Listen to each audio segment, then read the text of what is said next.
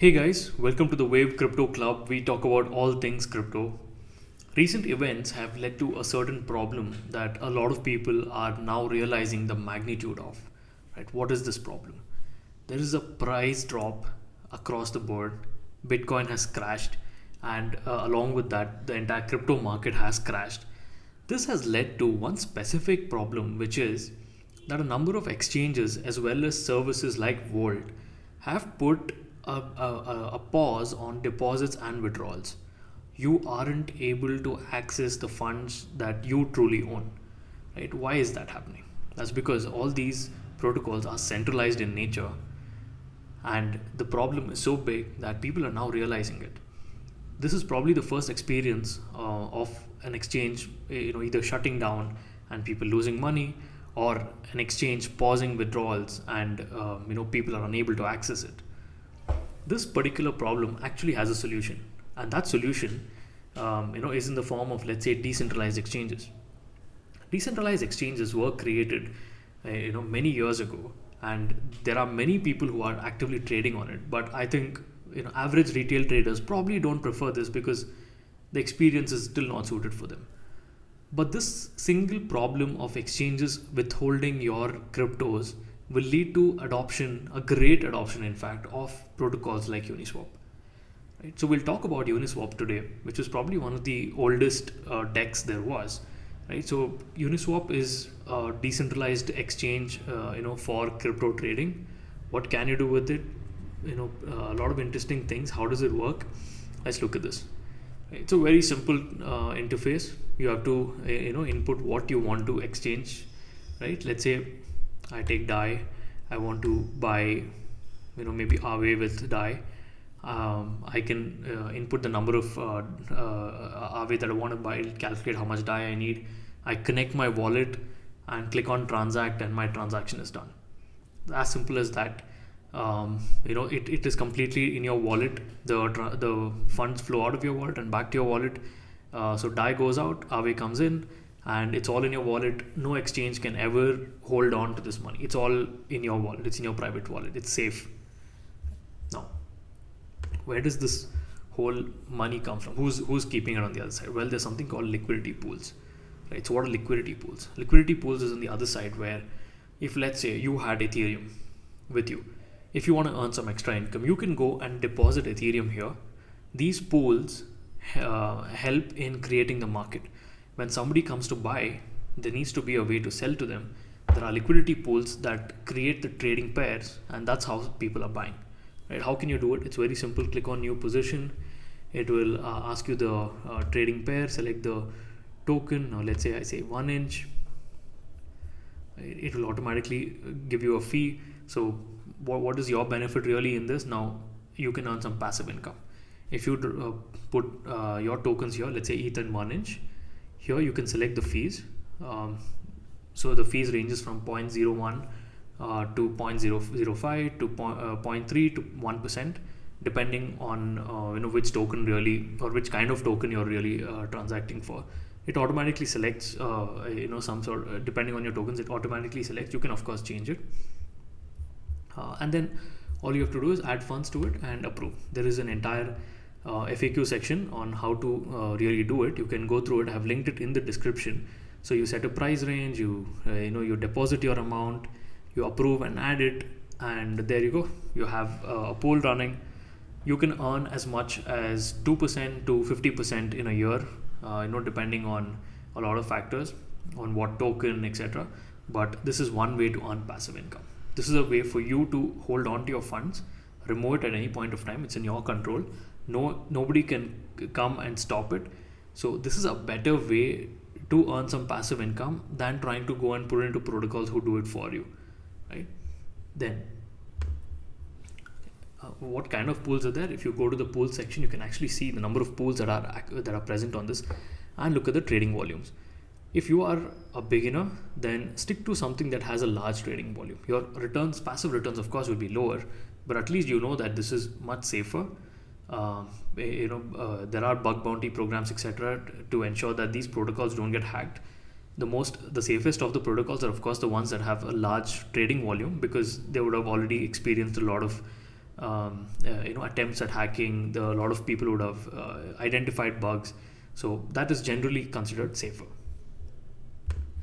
What is the kind of value that has been locked in this? Well, if you look at the stats, 3.48 or about $3.5 billion worth of value is locked in the protocol even today. This used to be about $9 billion a while ago, but prices have crashed. Hence the low values. Volume just in the last 24 hours has been about $811 million. That's insane, right? This is for a decentralized exchange with very limited number of users who are actually accustomed to using something like this, and it still has 800 million volume. And I feel this number will only go up because more people now understand that it is better to stick to a decentralized exchange than to a centralized exchange. It's a journey. Every user starts probably as a beginner with a centralized exchange, and then once you get comfortable, once you start learning more, then you eventually move to a decentralized exchange. And I feel a lot of people who probably in the last, like more than 70% of the crypto crowd today literally got in last year, so they're all going to transition into the tech space. At least if not all, a big bulk of them will transition, and then you'll see these volumes jump up even more. So how did all this really start? It started off with this this thing on Reddit, right, where Vitalik Buterin, the founder of Ethereum, he says, let's run an on-chain decentralized exchanges the way we run prediction markets. So he proposed an idea. He detailed, how we should really be doing this. And once he did that, there was a person, by the name of Hayden Adams, who was part of the, I think he was part of the Ethereum Foundation, and who later who took this up and started working on it full time. He received about $100,000 in grants from the Ethereum Foundation, and then the Uniswap was eventually launched in November of 2018. And after this, they had a private funding round as well, and that's when they really took off. The mainnet was launched in November of 2018. They had 3 white papers. So right now they're on the 3rd white paper. So this, what you have today is the development or the beginning of Uniswap, the version 3. If you look at the investors, they do have a good number of blue chip investors like Andreessen Horowitz, Coinbase Ventures, Paradigm Capital, etc. In terms of tokenomics, the founders founders own about 21%, investors at about 18%, and airdrops, rewards, etc. at about 60%. So largely decentralized. There is an elaborate governance process as well. If you go to this is the V3 white paper. It is very well detailing what is the problems that they're trying to solve. So one thing that I understood by reading the white paper is that they are very focused on trying to make trading better. Right? They're very focused on fixing the problems that are there in trading than trying to go all over the place and invent new features. So if you look at all the things that they're trying to sort of fix in terms of liquidity, flexible fees. So earlier it used to be only 0.3%, right? It was a standard fee regardless of whether you were trading a stable coin or whether you were trading some exotic token. Now, like I showed you in the on the app itself, now the trading fee is all the way from 0.01% to 1%, depending on which kind of token it is. Then they're also looking at improving the price oracles and so on. So this entire white paper, pretty much details how they're trying to make the existing trading experience much better, reduce fees, and so on. And then there's the ecosystem, right? This is very important. If you look at the whole ecosystem that is there on Uniswap, hundreds of apps have connected to it because it is very simple. An app can quickly take the small piece of code that they give you, and you can have a widget on your app that will help you, make quick trades. Right, as simple as that. And you have all these apps that have connected with Uniswap. They're part of the Uniswap experience, and this is great. As more and more apps come in, which means more adoption. Every app brings in a few hundred users as well. The number of users on Uniswap sort of increases. Then there's the community. So they have a Discord community, a Reddit community. They have a governance forum. Right, you can go and check out all that.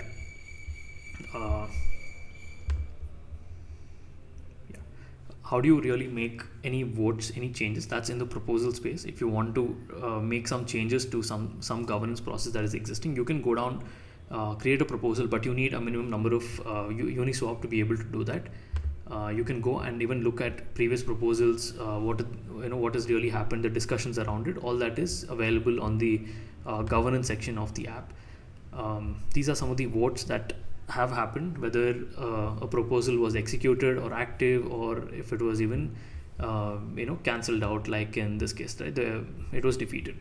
So all this is mentioned here. The rules governing how you can bring a proposal, all that is very well detailed. Now, about the ownership and the items on the chain itself, Uniswap is very less correlated to Bitcoin. This is brilliant, by the way.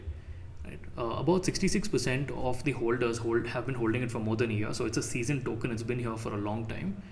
About 18% of the holders are making money at even current prices. After the prices, I think, has crashed almost 80-85%. But concentration of large holders is about 87%. That's a cause of concern. The rest look pretty good to me. If I were to look at ratings that different agencies have given them, I would go down to base rank and search for Uniswap. Let me just do that. Now, if you see that there is an aggregated rating of, you will see that today it is trading at about $5.67, market cap around $2.5 billion. Price is almost, I would say, about 88% down from its all-time high. I feel that given the kind of problems that are there in the market and the fact that this is 87% down, if you pretty much invest in this token and if it just goes back to its all-time high, which I feel will happen in the next bull run, then that's a 5x, 6x of your investment easy. Right? That's personally my opinion. Right? But please do your own research before you come to any conclusions. I want to compare it with the Binance coin. If you look at the Binance coin, the market cap is about 37 billion. Even assuming Uniswap, which is today at 2.5 billion, goes up to the 37 billion, which is also a reduced price of the Binance token from its all-time high. That is still, like, I would say, 10th, it's 4, 12, about 13 times, right? 13 or 14 times the increase from where it is today. Uniswap has a great future because it's a seasoned token, it's a safe token, has a large trading volume, is backed by some of the best people in the industry. It has an elaborate ecosystem that is working very well, and this is the need of the hour. Now, if you feel this is great, then please go and do your own research before you try and invest in any of them. That's paramount importance for you to do your own research. I've only given you educational material to get you started on your research. So, please do check out the links in the description for you to get started on this whole research journey of yours. Welcome to the Wave Crypto Club. If you like this video, then please subscribe to the channel, hit the like button, and tell your friends about it.